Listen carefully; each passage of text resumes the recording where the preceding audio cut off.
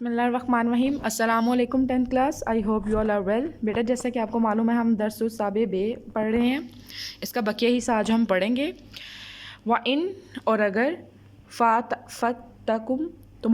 فاتکم تمہارے ہاتھ سے نکل جائے شیئن کوئی چیز من ازواجکم تمہاری بیویوں میں سے الی الکفاری کفار کی جانب فعاقبتم تو پھر سزا دو ان کو فاتو تو دو الذین ان لوگوں کو ذہبت چلی گئیں ازواجہم جن کی بیویاں. اور اگر تمہاری عورتوں میں سے کوئی عورت تمہارے ہاتھ سے نکل جائے تمہارے ہاتھ سے نکل کر کافروں کے پاس چلی جائے اور اس کا مہر وصول نہ ہوا ہو تو پھر تم ان سے جنگ کرو اور ان سے تم کو مال غنیمت ہاتھ لگے تو جن کی عورتیں چلی گئیں اس مال میں سے اتنا دے دو جتنا انہوں نے خرچ کیا تھا. یعنی کہ بیٹا اگر ان کی بیویاں مسلمانوں کے پاس آ جائیں اور وہ اسلام قبول کر لیں تو مسلمانوں پر فرض ہے کہ ان کا مہر ان کے پچھلے شوہروں کو ادا کریں. اب اسی طرح یہ ہے کہ اگر ان کی بیویاں ان کے پاس چلی جائیں اور اگر وہ مہر واپس نہ کریں تو کیا یہاں پر کہا گیا ہے تو پھر تم ان سے جنگ کرو. اس قدر ماں جو انفقو جو خرچ کیا انہوں نے اور ان کو اس مال میں سے اتنا دے دو جتنا انہوں نے خرچ کیا. واتقوا اللہ ڈرو اللہ سے الذی وہ کہ انتم تم بھی جس پر مؤمنون ایمان لائے ہو اور خدا سے جس پر تم ایمان لائے ہو ڈرو. یا ایھا النبی اے نبی صلی اللہ علیہ وآلہ وسلم اذا جب جاءک آئیں آپ کے پاس المؤمنات مومن عورتیں یباینک آپ سے بیعت کرنے کے لیے علی پر ان کے لا نہیں یشرکن نہ وہ شریک کریں گی باللہ اللہ کے ساتھ شیئن کسی کو بھی ولا اور نہ یسرق نہ چوری کریں گی ولا اور نہ نہ زنا کریں گی ولا یقتلن اور نہ قتل کریں گی اولادہن اپنے بچوں کو ولا اور نہ یاتین نہ لائیں گی لگائیں گی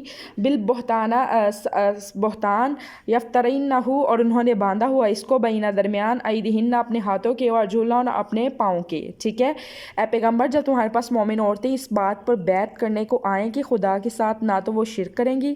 ٹھیک ہے اب یہ بیٹا شرائط طے کی جا رہی ہیں کہ جو مومن عورتیں آپ کے پاس آئیں تو کون سے ایسے پیرامیٹرز ہوں گے جن پر ہم جا کر ان کی جو شرائط ہیں ان کو ایکسیپٹ کریں گے.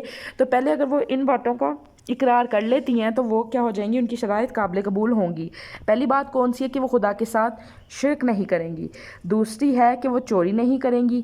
تیسرا ہے کہ وہ بدکاری نہیں کریں گی. چوتھا یہ ہے کہ نہ اپنی اولاد کو قتل نہیں کریں گی. اور پانچواں یہ ہے کہ وہ بہتان نہیں باندھیں گی. ولا اور نہ یاسینہ کا آپ کی نافرمانی کریں گی فی معروف میں نیکی میں فبایہن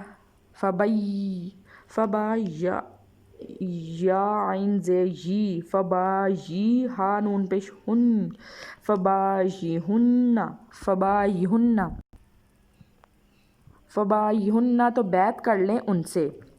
واستغفر لنا اور بخشش مانگے لہن ان کے لیے اللہ سے انا بے شک اللہ غفور بخشنے والا ہے رحیم اور رحم کرنے والا ہے.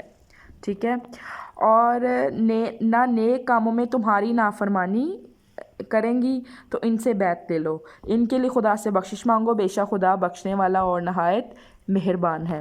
یا ایھا الذین آمنوا اے ایمان والو لا تتولوا نہ دوست بناؤ قوما ایسے لوگوں کو غضب اللہ غضبناک ہوا ہو ان پر اللہ علیہم جن پر کا تحقیق یائسو وہ مایوس ہوئے من الآخرات آخرت سے کما جس طرح یائسہ مایوس ہوئے کفار من اصحاب القبور قبر والوں سے.